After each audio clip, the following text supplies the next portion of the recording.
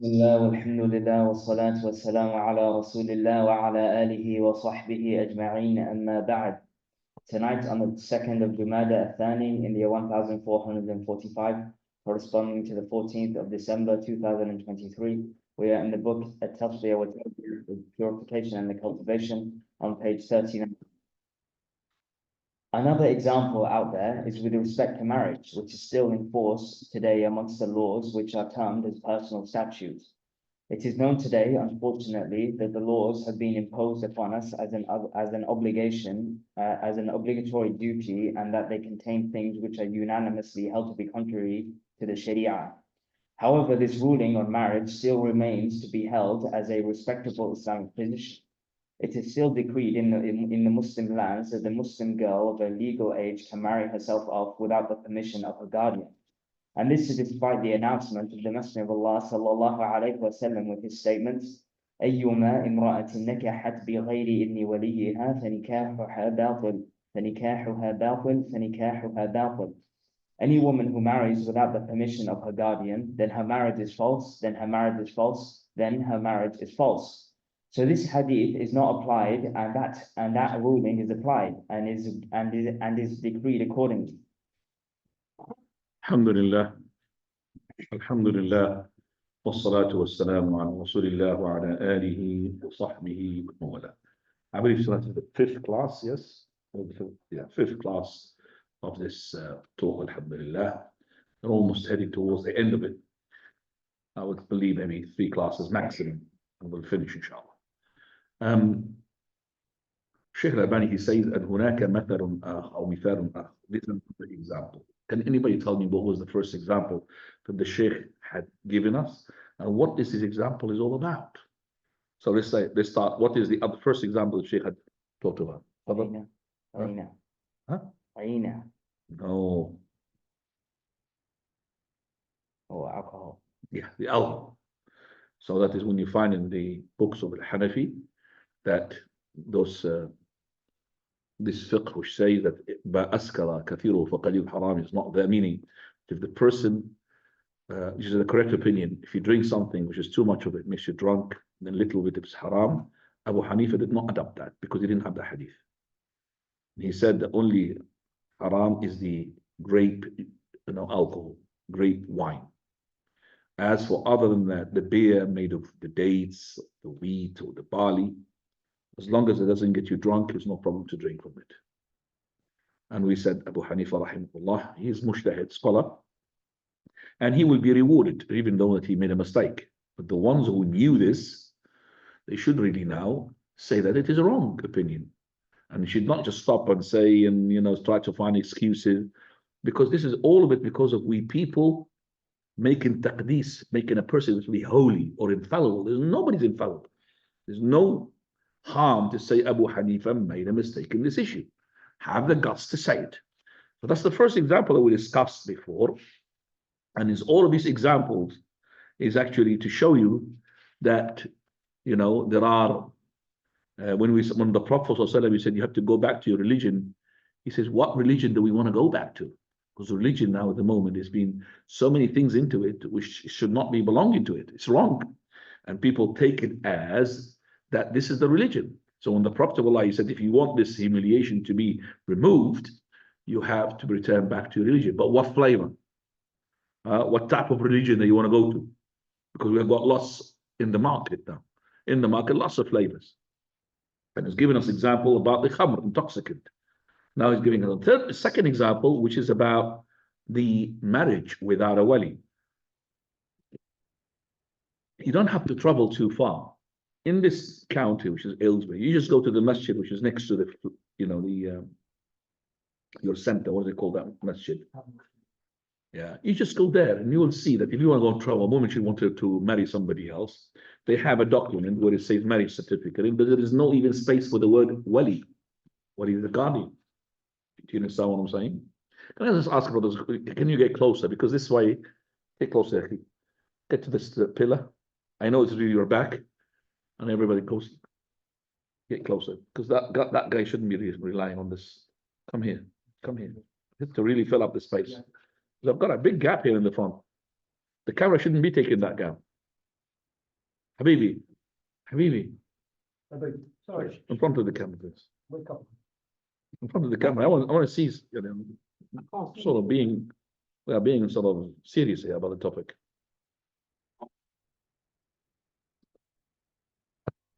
You know that the Hanafi madhab, if you go there to that masjid, you will find that this is a certificate for document for marriage. There is not even the wali. The wali is not important for them. What is the guardian? We're going to discuss what is the wali. And why is it that with the Hanafi madhab, they don't really consider that the wali or the wala is important? He says that the laws which have been imposed upon us, and regrettably saying that there are things which are opposing the Sharia. And this rule, which is to have the woman to be married without a wali, is a respected, rule because it be coming from respected sheikh and imam, and that the woman is allowed for her to marry herself without the wali, without the guardian, without her father. If she had got a father, without her brother, or if she had a son, without her son, no wilaya. She could marry herself by herself. And then he gave us the hadith of the Prophet ﷺ, which is authentic. And that is, أيما امرأة, any woman, she had made herself to be married without the permission of a wali, then her marriage is invalid, invalid, valid. 3 voids, void, void, void. What does that mean? So, if we look at the wilaya, why is it that this hadith hasn't been looked at? Sheikh is going to discuss it now. And somebody might say, the hadith, nobody had seen it. No, all other scholars, Imam Shafi'i took the hadith, Imam Malik took the hadith, Imam as well, Ahmad ibn Hanbal took the hadith. Only Imam Abu Hanifa, rahmatullah alayhi, because he didn't see that hadith. The wilaya, what does it mean? What does the mean? Wilaya, it means. What does it mean when we say wilaya? Wilaya is, and I think in English I could say it is guardianship. Okay? The wilaya is guardianship, and it is a sharia wilaya gives it to a person by which he could make the command on others and without his consent. So if I'm your wali, I could make decision on you without your consent. It has to be accepted. And this wilaya is either general or specific. As for the specific one, it is onto the soul or onto the property. So I am wali onto somebody who has not really reached his puberty, and he is orphan. Father left him, so I'm his wali. Okay, so I've got the go ahead to go and do with his money what I feel is good. And that is why Allah Azza wa Jalla, he had warned those people who devour the wealth of the orphan, because you are in control of it until he is what? He is adult and he is able to distinguish what is right and what is wrong, then the money will be given to him. So this is called wilaya. So the wilaya al-khassa, which is a specific one, is a wilaya either on the self or on the wealth. And the one we're talking about here, this wilaya al-khassa, is on the self. This guardian, which is the father, he is the wali of the woman, his daughter. She may not marry without his consent. Okay? He has the right to invalidate her marriage if the marriage was not done with his consent. That's called the wilaya. And we have the Quran to support this. And it doesn't mean, of course, the wali to abuse this thing that has been given to him by Allah to force the woman to marry somebody whom she doesn't want to. Because the consent of the woman is a condition for the marriage to be valid. So if this woman, after she's been forced to get married, he raises her matter to the judge, I've been married without my consent, the judge has the right to invalidate it and to nullify it, like the Prophet of Allah had nullified a marriage of a woman whom she came to. Messenger of Allah didn't have the consent. But she also hasn't got the go-ahead to marry herself by herself, because she hasn't got the tools by which you could check that this potential husband is a good husband or not.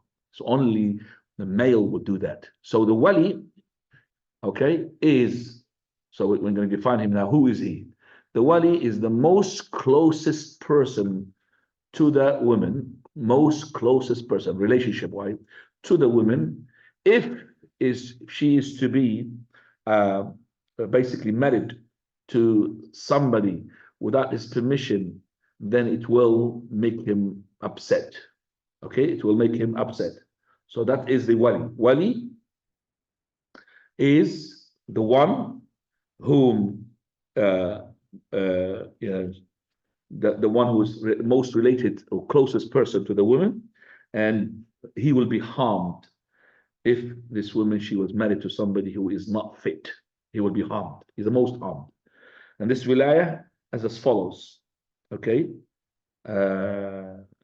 First one is the father, then the grandfather. Then after that, if there's no father or grandfather, it goes to the sons or the brothers. So the sons will take over. If she had been married before, she had a son. Okay, the son or the brother. And if they two, let's say, disagree, then the brother takes priority. So if, for example, the son did not accept this potential husband for his mother, then the brother will take over. Why? Because usually the son is jealous. He doesn't like his mother to marry to somebody other than his father, if you understand. So the brother will take over because he wants his sister to be protected, and that's why he will be keen to get her married. But if the brother took over without the consent of the father, marriage is void, is invalid. But the conditions for the wali is, number one is male. No female can give wilayah. Number two is to be a Muslim. And that is the Muslim wali over a Muslim woman. So if you are marrying a woman from the people of the book, Christian or Jew, her wali has to be from her religion. That means a Christian, if she's a Christian, a Jew for the Jew. Let's say this woman whom you're going to marry, she's a Christian. Her father is a Muslim. Her father Muslim cannot be her wali. Do you understand what I'm saying? I repeat again. If this woman, she's from the people of the book, you want to marry her, and you're allowed. Her father is a Muslim, she cannot have him as a wali. Her brother is a not Muslim, like her Christian, he will be her wali. Has to be from the same religion of hers. If there is nobody to take the wilayah, then the person who is in charge as a head of the church, or somebody who's like a sultan, or somebody who's a disbeliever, they will take over as her wali. Because Allah subhanahu wa ta'ala, He says, وَالَّذِينَ كَفَرُوا بَعْضُهُمْ أَوْلِيَاءُ بَعْضٍ. The ones who are disbelievers, they are awliya, wali of each other. If there is no wali from her religion, okay, then it will go to the Muslim sultan or ruler or sheikh or judge. Okay, so the Muslim judge is the wali for the person who got no wali. So first we'll look for somebody who's the most closest relative of hers, who is her religion. Is her father Muslim? No, it can't be her wali. Okay, just like the Muslim woman, she cannot have a non-Muslim wali. If her father is a Christian and she's a Muslim, we cannot have him as to be wali over her. وَلَا يَجْعَلَ اللَّهُ لِلْكَافِرِينَ عَلَى الْمُؤْمِنِينَ سَبِيلًا. Allah will never give the wilayah over the kuffar, to the kuffar over the Muslims. No way. So if she's a Muslim and her father is a disbeliever, it cannot be her wali. If she was a disbeliever as a Christian or a Jew, and her father is a Muslim, cannot be her wali. Her wali has to be from her religion. So if there is no wali for her, then the sultan will be, or the judge will be the wali of this woman.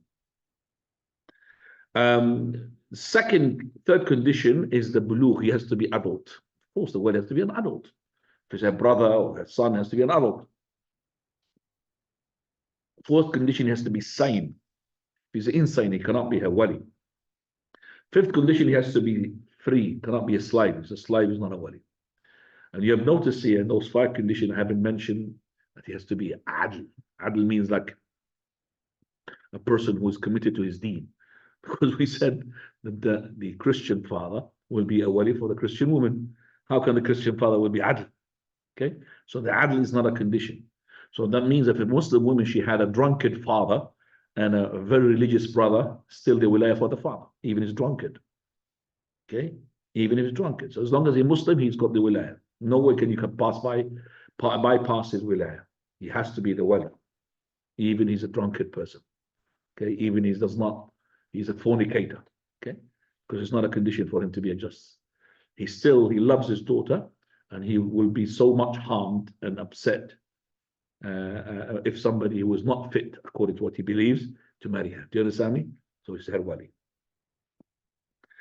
The proofs for the wilayah, Allah Azza wa Jal, He says, فَلَا تَعْضُلُوهُنْ أَن يَنْكِحْنَ أَزْوَاجَهُمْ.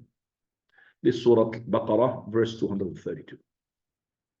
Allah says, do not be an obstacle if they want to marry their husband whom they're divorced. So her husband, let's say, divorced her, and they want to go marry each other after the iddah is finished. Of course, within the iddah, she's still his wife, within a period. But after the iddah, she became a stranger, but he wants to go back to her, and she wants to go back to him. You فَلَا تَعْضُلُوهُنْ. So here is the speech to whom it is, ya Ismail, whom is Allah addressing? The wali. And that's a big proof of Imam Shafi'i rahimahullah. He said, this is the most explicit statement from the Almighty, a most explicit ayah verse that the wali is to be considered. Otherwise, there is no meaning for do not stop them if you can't stop them. Do not stop them, don't be an obstacle. So if there's no wilayah for him, he cannot be an obstacle anyway. But because he's a wali, he's an obstacle. He might say, no, I don't want to. Because sometimes when the father had seen that this person divorced her after he had given it to her, he will think, I'm going to get revenge of him. I'm not going to give him back my daughter. This is what happened with Ma'aqil ibn Yasar, radiyallahu. He said that this ayah was revealed for me. What happened? He had said, I got my sister married to a person. This is Sahih Bukhari. I got my sister married to a person. This person had divorced my sister.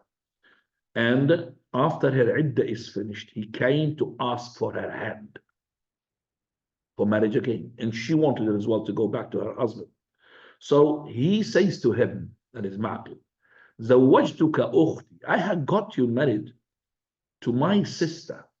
And I have basically had carpeted the land underneath you, meaning that I made everything, facilitated everything for you, and then you divorced her, and after that you have the audacity to come and ask for her hand. No way, get lost. I'm not going to give you the hand of my sister. So Allah subhanahu wa ta'ala revealed that verse for Ma'qil. Allah says, فَلَا تَعْضُلُوهُنْ. Do not be an obstacle, do not stop there.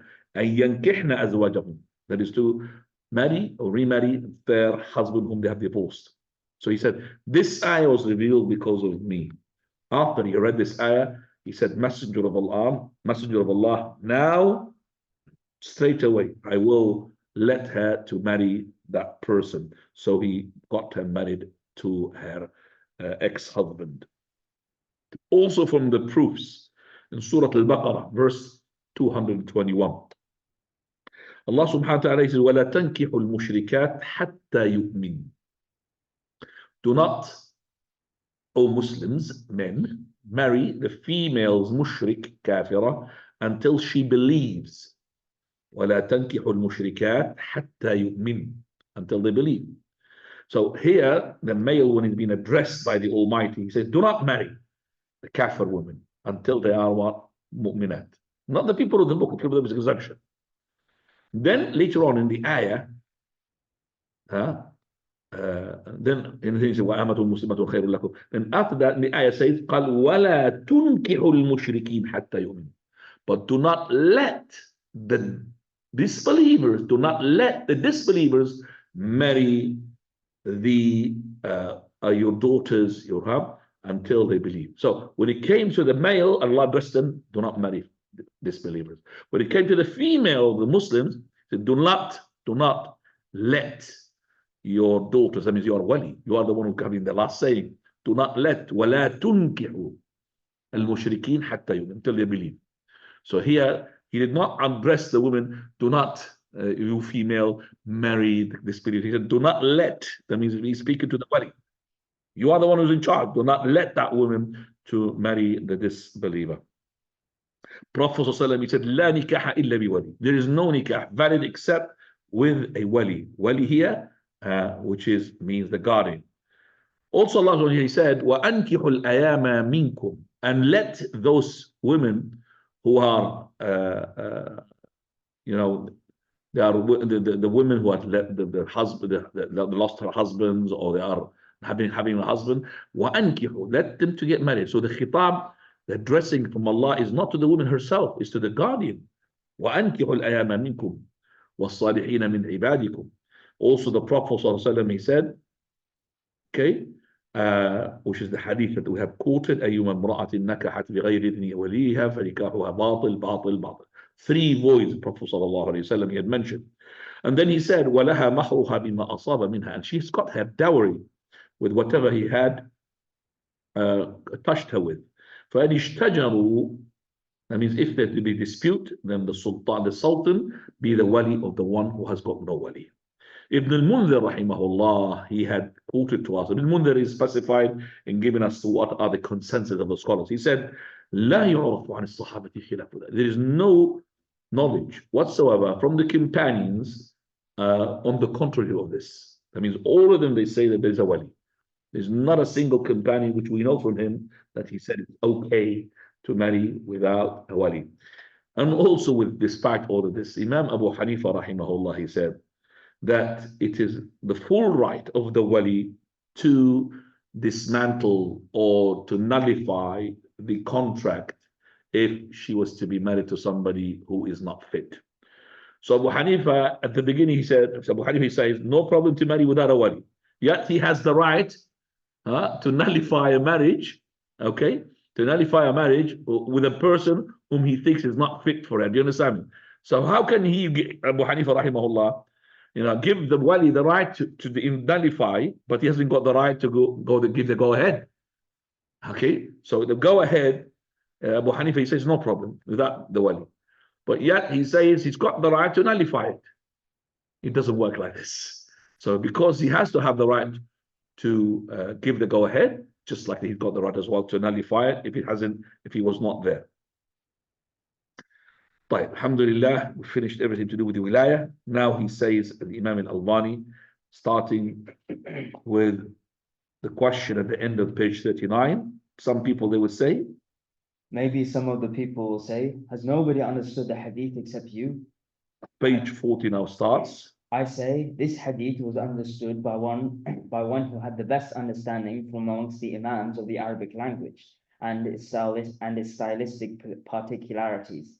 And that is Imam al-Shafi'i. Imam al-Shafi'i is one of the best person in Arabic. Rahimahullah, he understood. He said, so it is not the opinion of a man whose origin is known to be from Albania. Talking about himself, the Sheikh. It's not I am who said that, or understood this hadith this way. Because I'm Albanian, usually say that Albanian, you are Albanian, you don't understand Arabic. Of course, you understand Arabic more than the Arabs, subhanAllah.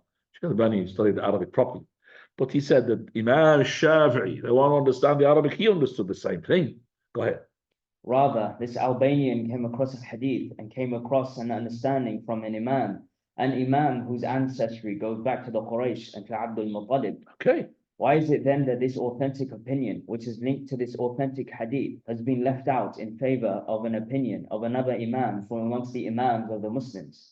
Yes, indeed, the ijtihad of the imam is at the forefront with us. However, the ijtihad only has value when it does not conflict with the infallible text from the Quran and the Sunnah. Sheikh Al-Albani's question, what is it? Why is it that we leave this opinion which is supported by the hadith and by the proof because of an imam who is saying otherwise? Why? We have an Imam al-Shafi'i who adopted the opinion. He said there's no marriage without a wali based upon the hadith. Why do we keep a close eye on this and then adopt an opinion of a respected imam but got no proof? Why? Both are imams, aren't they? Abu Hanifa and Imam al-Shafi'i. We're not saying Imam Shafi'i all the time is correct and Imam Abu Hanifa is wrong. But in this particular issue, Abu Hanifa hasn't got the proof. All the proof is against him. He didn't have the proof that we had. And Imam al-Shafi'i's got this hadith and understood it, and he adopted that no nikah without a wali. So he says, all of us read in the books of Usul, they're saying, إِذَا وَرَدَ الْأَثَرُ بَطَلَ النَّظَرُ. When the narration is found, then the opinion is invalid. And it's also said, إِذَا جَاءَ نَهْرُ اللَّهِ بَطَلَ نَهْرُ مَعْقِلٍ. When the river of Allah comes, then the river of Ma'qil stops. And this is a saying to say that if we have the proof, forget about what this person says or not this person says. We've got the proof. And they've got the saying as well, إِذَا قَالْ جَاءَ نَهْرُ اللَّهِ. If Allah's river comes, which is a big one, then the small river of a person called Ma'qil, who's Ma'qil? We don't know. It's like a parable, they say it. Then it's gone, it's finished. You've got a flood now from the source of Quran and Sunnah. Those little streams, which is the opinion of the Imam, is finished. They're finished. Because you have قال Allah, قال رسوله. Go ahead. And it's also said, لا اجتهاد في مورد النص. There is no ijtihad in the place of the text. Now we go to page 41. All of these principles are known knowledge-wise. So why do we not give importance to the application of these principles practically, and still persist in adhering to some of the subsidiary matters which differ from the Sunnah? If we want to adopt the cure which the Messenger sallallahu alaihi wasallam described as being حتى ترجعوا إلى دينكم, until you return to your religion, after he described the disease, then is the return to the religion only with speech, or is it with belief and action? Indeed, many from amongst the Muslims So here he says, Sheikh Al-Albani is asking, if we want to take this remedy that the Prophet will describe, that this humiliation will be lifted once you go back to your religion. Is the religion to go back to it? Yes, we come back to religion. Is that by the saying, or is actually by creed and action? It's not just parroting the words. I'm going to go back to religion. Okay, let's lift the humiliation. It's not words. You have to do something. You have to rub shoulders here. Stand up on your feet and do something. Go ahead. Indeed, many from amongst the Muslims bear witness that none has the right to be worshipped except Allah, and that Muhammad is the Messenger of Allah, but do not undertake the requirements of these two testimonies. And this is a long discussion. So many from amongst the Muslims today, even those who are counted as being from the guides to the right way. That means those teachers, the one who the guides the right way, the teachers, even some of the teachers, and dua and da'iyah, do not give La ilaha illallah its due right of explanation. Well, we have full partisans called Al-Tarbiyah. They don't understand the word La ilaha illallah. They explain it by. Indeed, many from amongst the Muslim youth and the Muslim writers have become aware of this, and that it is from the right of this testimony that Al-Hukmu lillah, the rule belongs to Allah. The laws has to be from Allah. So we have here a wrong interpretation of La ilaha illallah by saying La khaliqa illallah, La raziqa illallah. Is that the complete definition of La ilaha illallah, Ismail? No, because this is Tawheed wa al-Rububiyyah, Lordship. And do you know what? Abu Jahl used to believe in that.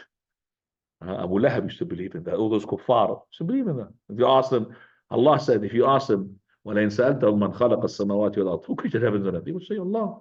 They will never say Allah al-Uzza, the idols. وَمَا نَعْبُدُهُمْ إِلَّا لِيُقَرِّبُونَ إِلَى اللَّهِ زُلْفًا. We only worship them to get us closer to Allah, to intercede, that's it. But we know Allah is the creator. So the ones who says La ilaha illallah means La raziq, La khala, La, there's no creator, there's no provider except for Allah, that's only one category of Tawheed. There's other two categories of Tawheed, which is Al-Asma wa Sifat, names and attributes, and the most important one, which the whole Quran rotates around, Tawheed al-Uluhiyyah. That is the worship, meaning there's no God worthy of worship except for Allah alone, who have many gods. Now here, some of the youth have realized that from the Tawheed, La ilaha illallah, that al-hukmu lillah, the rule is for Allah. He says, yes, let me say it bluntly. Yes, I want to say it clearly. Indeed, the Muslim youth and the Muslim writers have become aware of this reality today, and that is that the sovereignty belongs to Allah alone, and that the domination of the earthly laws and dependence on them to solve the problems existing today negate the existence of the sovereignty of Allah. That means when you rule by other than the laws of Allah. So, for example, a person who's a thief, you go and put him in prison. But in Islam, his head has to be amputated. When somebody fornicates, then he has to be lashed. Then you just maybe give him 2 days in prison. That is not the Islamic law. This is a man-made law. So Islamic Muslim world has to implement the rule of Allah. Go ahead. However, I see that many of those writers are not in harmony with this dangerous awareness which they have become aware of, and that is the existence of the sovereignty of Allah. And the sovereignty of Allah is the sovereignty of the Quran and the Sunnah. So if you are acknowledging that the laws and the sovereignty belongs to Allah, then you need to know that the sovereignty and the laws is the Quran and Sunnah. Al-Quran and Sunnah, this is the laws of Allah. Go ahead. I wonder, would a ruling coming from a certain disbeliever which conflicted with the Quran and the Sunnah be in conflict with the sovereignty of Allah? But if it came from the ijtihad of a mujtahid who made a mistake, then it would not be in conflict with the sovereignty of Allah. He's just wondering, the Shaykh, when this, let's say a verdict, a judgment, had come from a disbeliever, And this judgment does not synchronize, it's opposite to the laws of Allah. Okay, so is this different from if a mujtahid person who had arrived to the conclusion with his proofs, had arrived to an ijtihad, a verdict, which is exactly the same of the kafir, which is wrong, is this one does not make him exactly the same, that is not going along with the rules of Allah? See, we're not talking about this person who had made the judgment, whether he's a kafir or not a kafir. We know that that person was a kafir. He arrived at this verdict. And this person is a Muslim, but he arrived to the same verdict. When both verdicts, which are the same, they are opposing the rule of Allah. So what do we say here? Because he came from the Muslim, it does not oppose. It's the same. Whether he comes from a Muslim or a non-Muslim, the consequences are the same. It does not go and synchronize with the laws of Allah. Yes, the person who said it out of ijtihad is a Muslim, he is honored and he is actually rewarded one reward. But the thing is, whatever he said is still wrong. Even he had been rewarded for ijtihad, but whatever he had said is wrong. Fadal. So there is no difference, they say. I believe that there is no difference, since it is obligatory upon the Muslim not to adopt any statement, whatever its source was, while it conflicts with the Quran and the Sunnah. So if it conflicts with the Quran or the Sunnah, you can't take that verdict, regardless of whom he had said it, whether it's the whole Imams, the 4 Imams, you don't take it. Because it does not go along with what? Quran and Sunnah. Like, for example, now a person divorces his wife 3 times, one go, divorce. You know that Imam Abu Hanifa, and Imam Malik, and Imam Shafi, Imam Ahmad, they said, she's divorced 3 times, that's it, finished. She's outside. But their verdicts, it does not go along with what the Prophet of Allah had said. It goes along with what Umar al-Khattab had done, because Umar al-Khattab, he had made ijtihad, and he said, these people are playing around with divorce. They always say divorce, it will teach them a lesson. Even person say divorce, it will take 3 times, that's it. But it was the time of the Prophet of Allah, what? So one. So now, all of those people who are trying to, give another chance for this man who had divorced 3 times, whether he is from the Hanafi madhab or any madhab, they will leave their madhab and they will run to the madhab of whom? Shaykh al-Islam Taymiyyah. Why? The madhab of the Wahhabi, you call it. Why? Because it will say 3 times or 4 times in one go. It means what? 1. So they will leave Abu Hanifa. What is Abu Hanifa? Why don't they? Well, it's my son, give him another chance. And that's why I had somebody coming to me and he said, and he's a person, I had divorced my wife. What did you do? He said, I've written a piece of paper. And I said, you are divorced. And he showed me the piece of paper. I said, yes. And I said, I've written it to this woman whom I want to get married to. Okay. This woman who wants to get married to, she had phoned, my wife. And she said to her, I've got this piece of paper and your husband had divorced you 3 times because she wants to get rid of her. She wants to have this man to her own. And she told her that she has written it with his all full consent.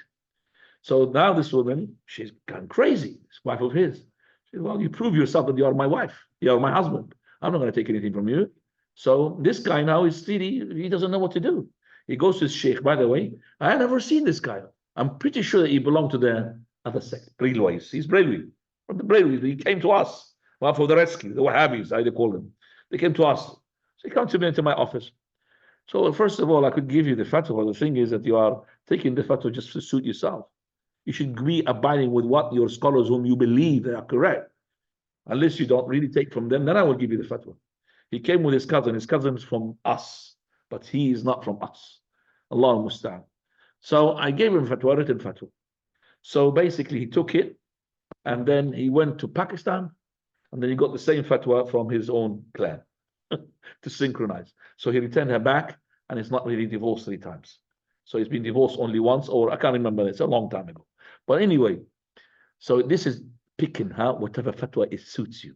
It's like you're going to buying tomatoes, vegetables, which like, I like this vegetable, I like this nice cucumber shining. Religion is not like this, ikhwani. So this is what is happening. That is what is happening.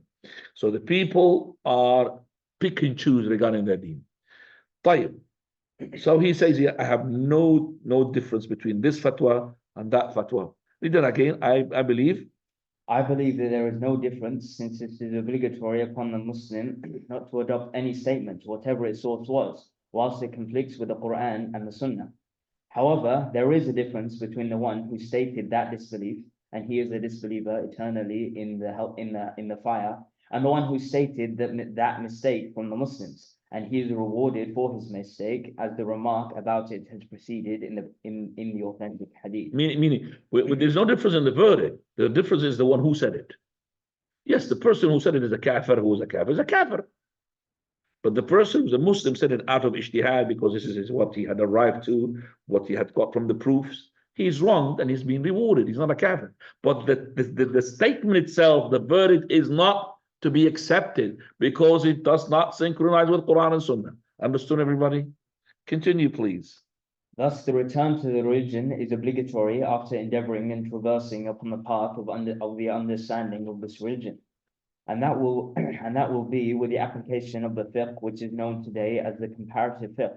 فقه المقارن أو المقارن. نعم. It is obligatory that this fiqh be taught by those who are duly qualified and from those who hold Islamic certificates in fiqh and hadith. Now, meaning that you bring the fiqh of Imam Shafi'i, Imam Abu Ahmad, Abu Hanifa, and Malik, and then you would say that this saying of this Imam, does it synchronize with the Qala Allah, Qala Rasuluh, with the Quran and the Sunnah? If it doesn't synchronize, we'd go to the different fiqh. Maybe fiqh Imam Ahmad in this correct, and so on and so forth. It's called fiqh al-muqarn, comparative fiqh. We're comparing which one is closer to the proof. That's what it is. Now, so when we call for the establishment of the Muslim state, then without doubt there has to be for the state a clear constitution and the clearest of law. So we have to have constitution for the Islamic state. So this constitution, which madhab is going to take? Hanafi, Maliki, they differ. That's why we want which flavor of Islam we're going to take it. Go ahead. But upon which madhab will this constitution be established, and upon which madhab will this constitution of law be explained? One of the Muslim writers out there today details some of the rulings upon which the law of the desired Muslim state has to be built upon.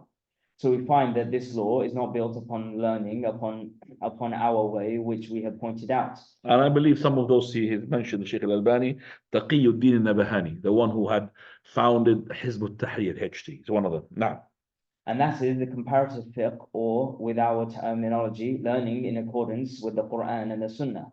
Indeed, the Muslim writer, studied a madhab and then conveyed the opinion of this madhab in many of the subsidiary matters, which he classified as laws. Then he placed this in the book on the basis that when the Islamic State will be established, and perhaps that will be soon, then this will be its law.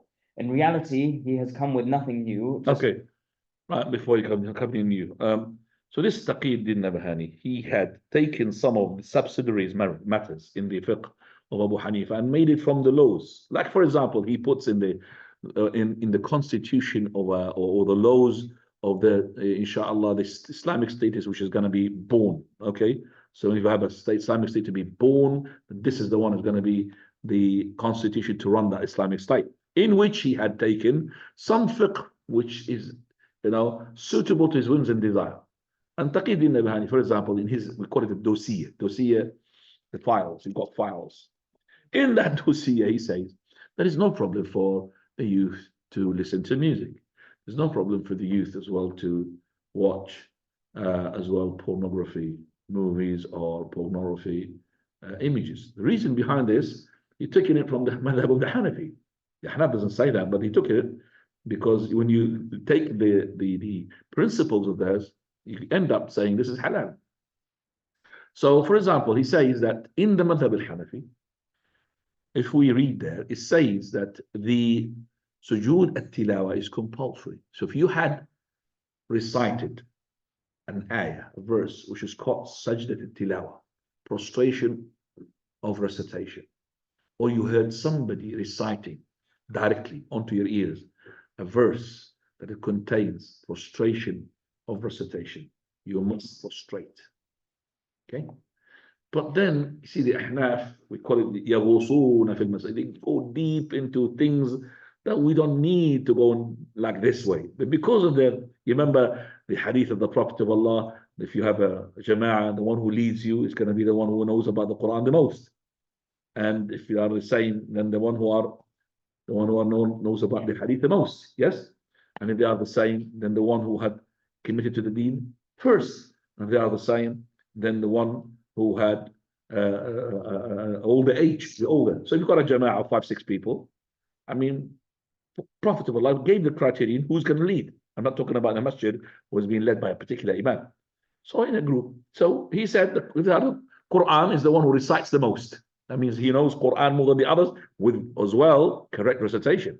So if he knows Qul huwallahu ahad, Qul a'udhu bil falaq, Qul a'udhu bin nas, he recites it properly, with another person who recites the whole of the Quran but improperly, incorrectly, that person will take precedence. They are the same. Okay, the hadith. So all of them huffaz. Okay, hadith, who's more, okay, they are the same. Then the Prophet said, the one who was coming to the deen first. Okay, they came to the deen first, the same. Oh, what about the age? So the one who's older will lead. I mean, you're going to tell me that this criterion is going to solve the matter? Okay, so all of them are going to be the same age. So this is hadith of the Prophet. I'll stop like this.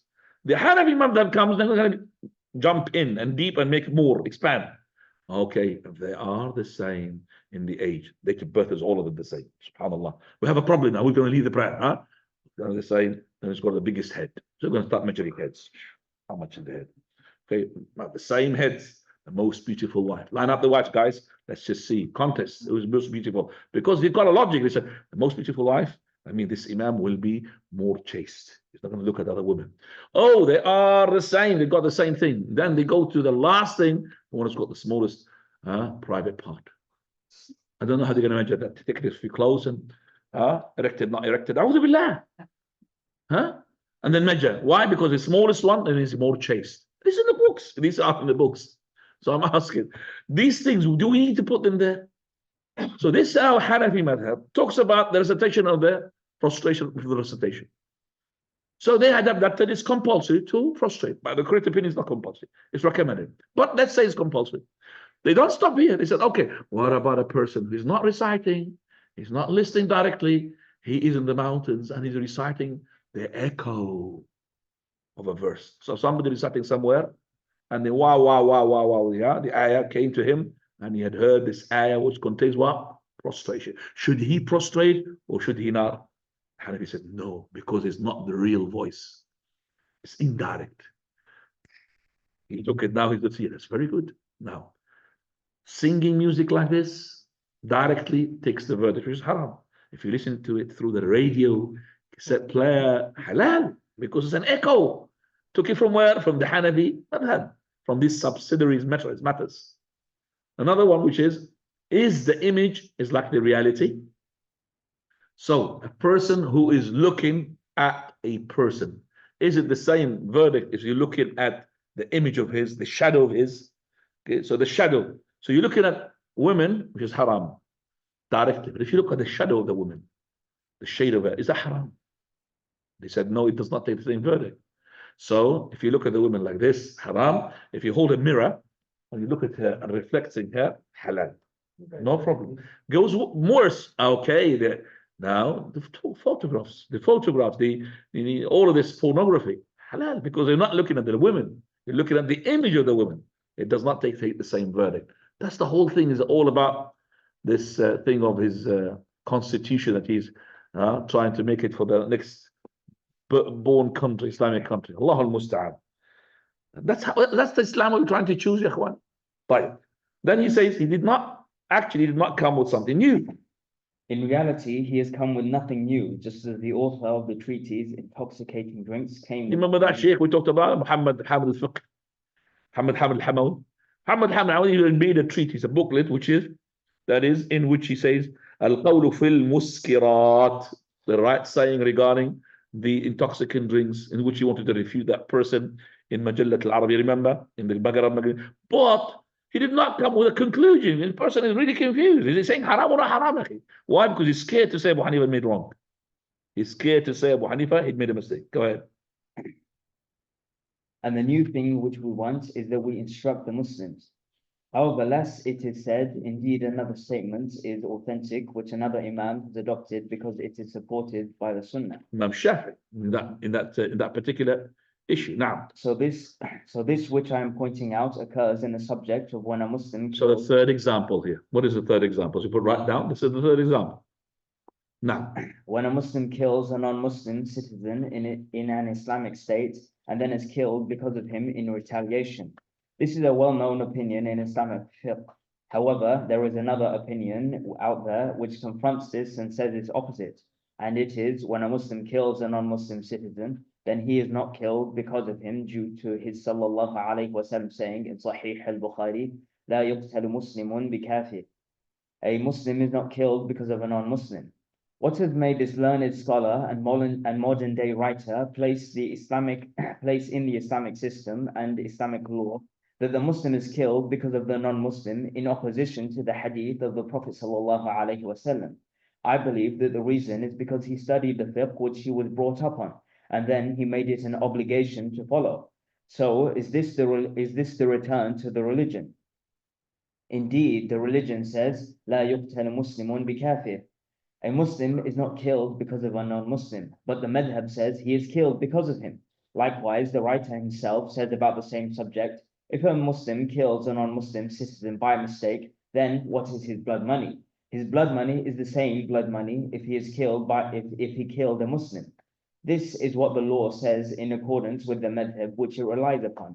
Whilst the Messenger of Allah sallallahu alaihi wasallam said, دِيَةُ عَقْلِ الْكَافِرِ نِصْفُ عَقْلِ الْمُؤْمِنِ. The blood money of a non-Muslim is half of the blood money of a Muslim. Thus, do we then take on this law or that statement which opposes it? And there are many other examples out there similar to this. right, so this is the third example. He says, this constitution, okay, that you want to give to the Islamic state. So you are coming back to your religion. This is the Islamic state that you are hoping for? He says that there is, okay, a saying again from Imam Abu Hanifah, based upon a hadith. And that is the hadith is that if it says in the constitution, it says, if a Muslim killed a non-Muslim, he will be killed as a retaliation. And this is known into the fiqh of Islamic. But there's another opinion for another scholar, which is supported and backed by the hadith of the Prophet ﷺ, is that when the Muslim killed a non-Muslim, he will not be killed as a retaliation. He will be imprisoned, he will be whatever punishment it is, but he will not be killed. Because the Prophet ﷺ said in Sahih Bukhari, لا يقتل مسلم بك. No way a Muslim will be killed as a retaliation if he had killed a disbeliever.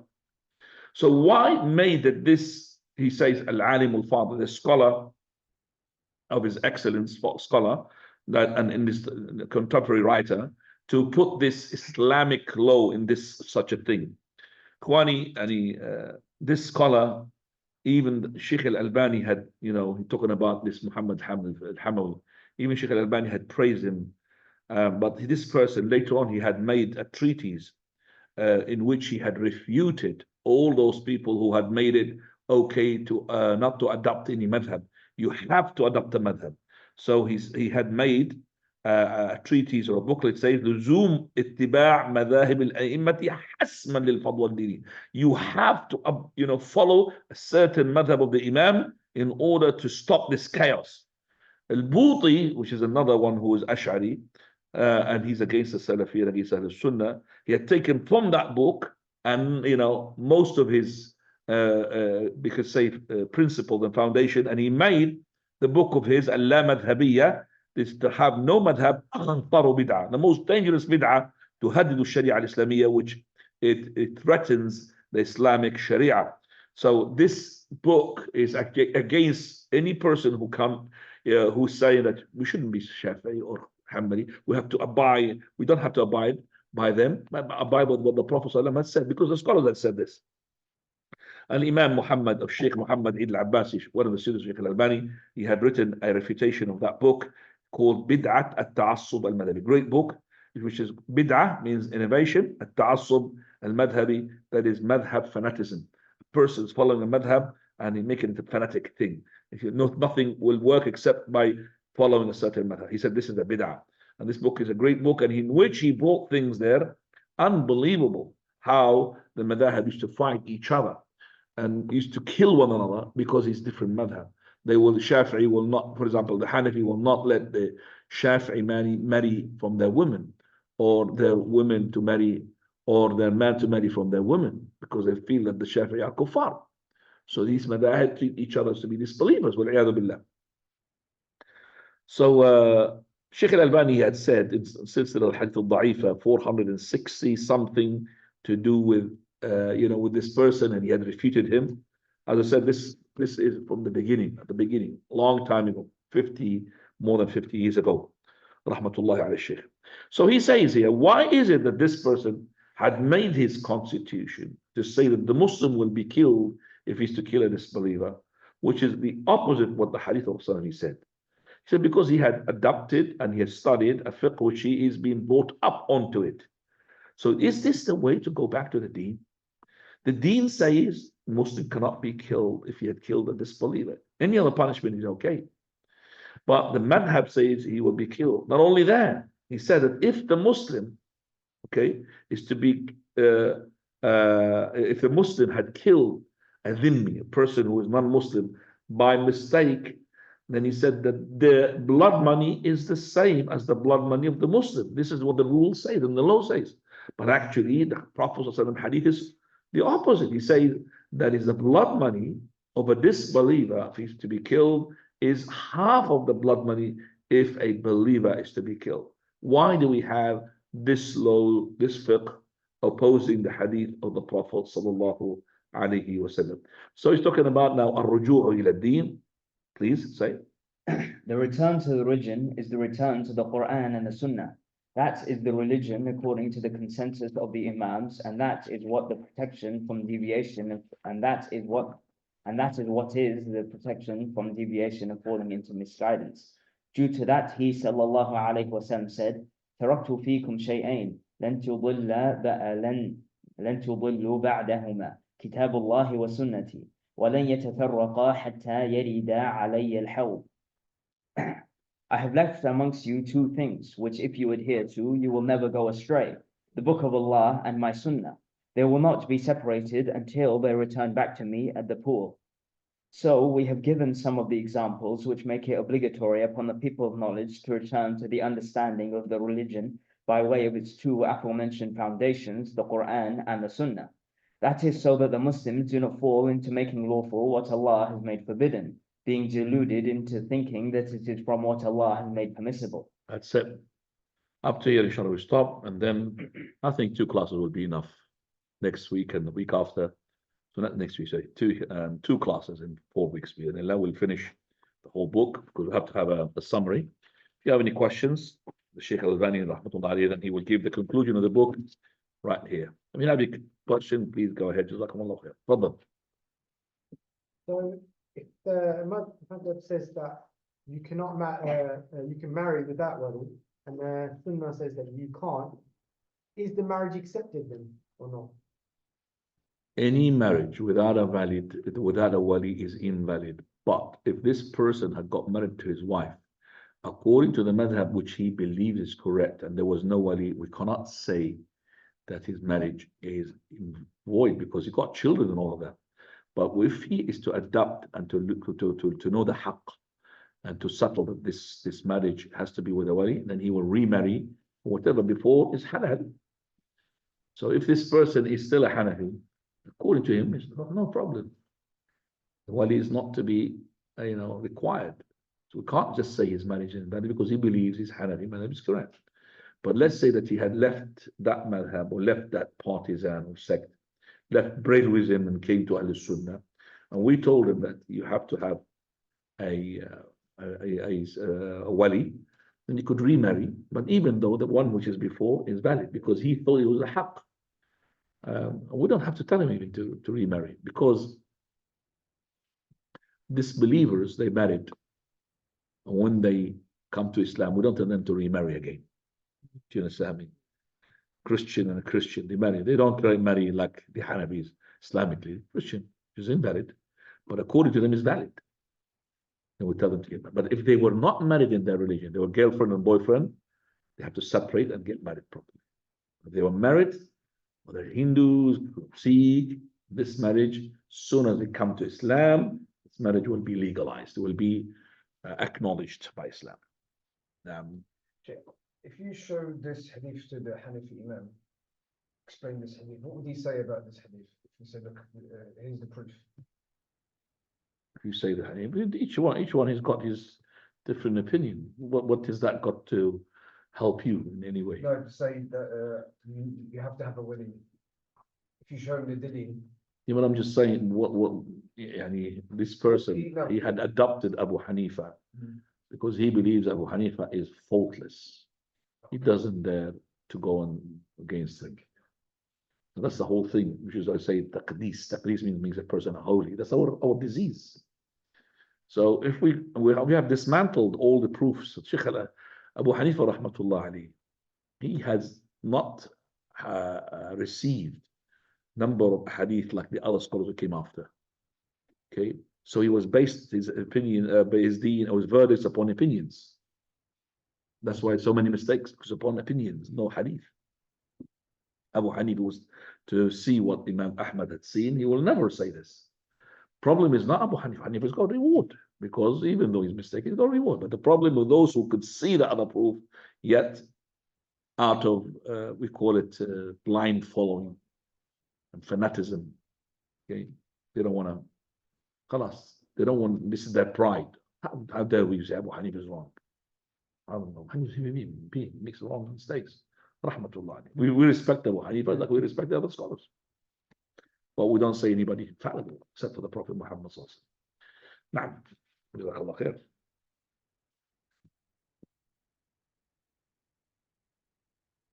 Yes, mate. When is Abdullah? Oh, they have to go to London today. Okay. Muhammad Johnson, how anything apart from drinking tea?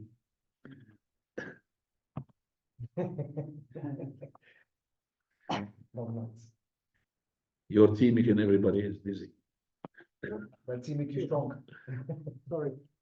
The alcohol one, I was talking to one of the Imam, and I was just talking like saying that this is the opinion of Imam Hanifa. He goes, this is not an opinion of Imam Hanifa, it's an opinion of his student.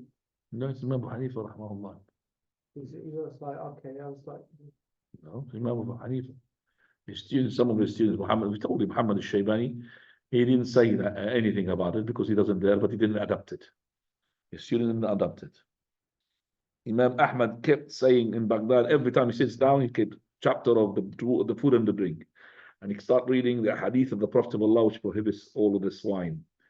And just to brainwash these people who adopted this, which is Amir al-Kufa. They used to drink the wine of Al-Kufa, which is made of dates.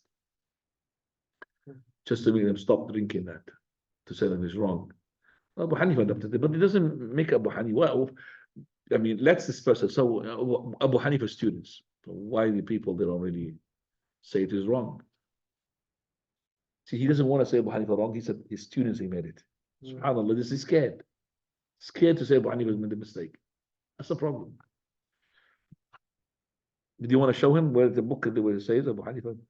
if you send it to me, then please check and I will show you. What are you gonna get? You're gonna be fighting with him? No,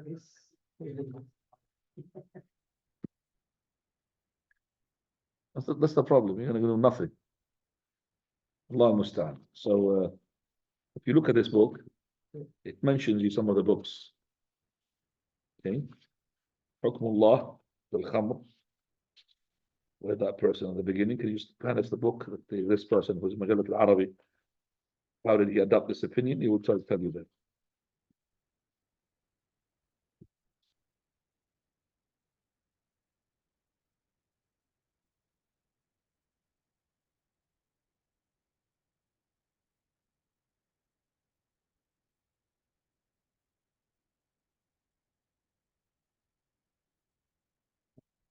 بداية المجتهد of Ibn Rushd. بداية المجتهد لابن رشد. what page is it? That's on page 34.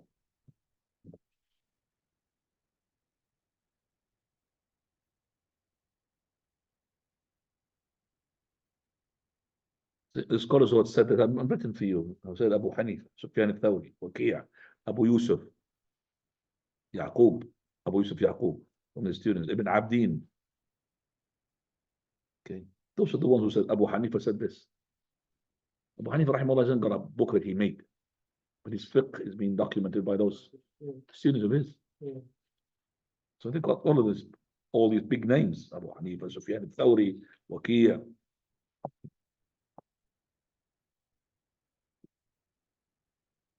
Okay, we have from these books that we have here, بدائع الصنائع في ترتيب الشرائع الكاساني، الدر المختار للحصكفي، رد المحتار لابن عبدين. About these, I'm mentioning these books for you guys. Or it's called Imam Abu Hanifa's opinion. You want to go to Google it, that's something else. But as I said, you're not in a wrestling match here. No, not actually. It wasn't there. It was. Friendly discussion. Huh? Friendly discussion. No, it wasn't even discussion. It was just like saying that how they take Imam Hanifa. But I gave an example. You know, Take Abu like, Hanifa. No, we take Abu Hanifa, but no. How his followers take it, like even if he's wrong, they'll Can still follow take it. That's what I was trying to like. We were talking, just like me and you talking. Like, so he does not admit that Abu Hanifa made a mistake. No. He just said no. That's not from Imam Hanifa. He doesn't say anywhere. So, but now when he said this, so you believe that Abu Hanifa does not make mistakes? No, I didn't believe that. No. You Say say that to him because he's saying to you, no, it's not Abu Hanifa, his student. So you are saying to me that Abu Hanifa does not make mistakes? No, he didn't say Forget about the drink. No, he even said that the previous Imam Hanifa about his mistakes, but that was one of his mistakes I mentioned. It doesn't matter as long as he confesses that Abu Hanifa does make mistakes. That's the whole idea about it. Whether he doesn't know about the alcohol bit or he doesn't, that's something else. You understand me? We have given example. You remember about the hands? Remember on the top, we were giving the hands as well. Well, you why do you pray like this, Talim? I know you don't drink wine. He doesn't drink the wine, does he? The Imam that you're talking to. But what does he put his hand below his navel? We talked about that as an example as well. Putting the hands below the navel. And we said this is wrong as well, because it's not from the hadith of the Prophet ﷺ, which is authentic. Just one more. Is it a major sin to follow the Sheikh blindly? It depends. So if this person follows the Sheikh blindly, where he is able to distinguish between haqq and batil, that he follows him even in the batil, that's a major sin. If this person hasn't got the tools by which he can distinguish, he's just a layman, then he has to have a person to follow anyway. I believe this guy is good. I follow him. Whatever he says, I'm going to be with him. Because you are not following your whims and desire. You're following what you believe he's correct. He is closer to the deen. He is blah, blah, blah. Abu Hanifa is not here allowed to copy him. But there are people who present Abu Hanifa. There are imams, there are masajid that presents Abu Hanifa. So this person, he is not really following this person because he's from the same country or he's being brought up like this. But he believes it's correct. And he cannot distinguish between right and wrong. Then he's exempted. He's not sinned. This is his ability. You understand? The problem is for those who can distinguish. And you could see what is the wrong. But still, I wouldn't want to blind follow. Better for me. Now. Off topic. Yeah. Off topic. We're getting a lot of videos and images at the moment of stuff in the No. We share all of it, some of it. There's lots of videos being shared, which is about Gaza, maybe. Or don't share anything unless you know it is correct. Don't share anything to do with the fitna because you don't know you are sharing in something correct or wrong. You only share the scholars, what they say.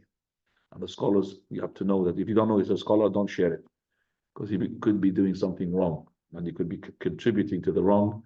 And you will be questioned for that. Right. So let's just now ask for those who are on the online. Zohra, can you start talking, please? Unmute yourself and speak. About the guardian, does a divorced woman or a widow need a guardian to remarry? Everybody knows that everybody needs a guardian, whether he's divorced or she's a widow. This is what Abu Hanafi as well say. Some of them, they say, is only the virgin she needs a guardian, but not the one which is she's a widow or she's been divorced before. No, they need all of them guardian. Ya Allah, Masood. Sheikh, if I bought an airline ticket, right? When I bought it, they give me option to if I pay extra money, I can modify the date, or if something happened, they want to refund me. But if I don't pay the extra money, then something happened, or I cannot modify the airline, the date that I already booked. So I did not take that additional service. So right now my plan changed. Is it possible for me to take that and use it to cancel it and to able to get fully refund? Each ticket is a ticket treated as a separate ticket, independent from the other ticket. So if you are a person who had booked a ticket and you think you're going to change, maybe you're not settled on that day, then you buy the ticket, which is the one allows you to change without paying penalties. And if you think you're not going to change, then you should not be paying the one which is extra, because this is called gambling now. So if you think you're going to change, most likely I'm not really settled on a big date, buy the one which is exactly the same with insurance. You understand? Exactly like insurance. Now, each ticket is independent. So which ticket? I only bought the ticket at the time when I bought it. I thought my date was confirmed, so I did not take the additional service. So now I'm able to take that, pay extra money, and able to modify the dates.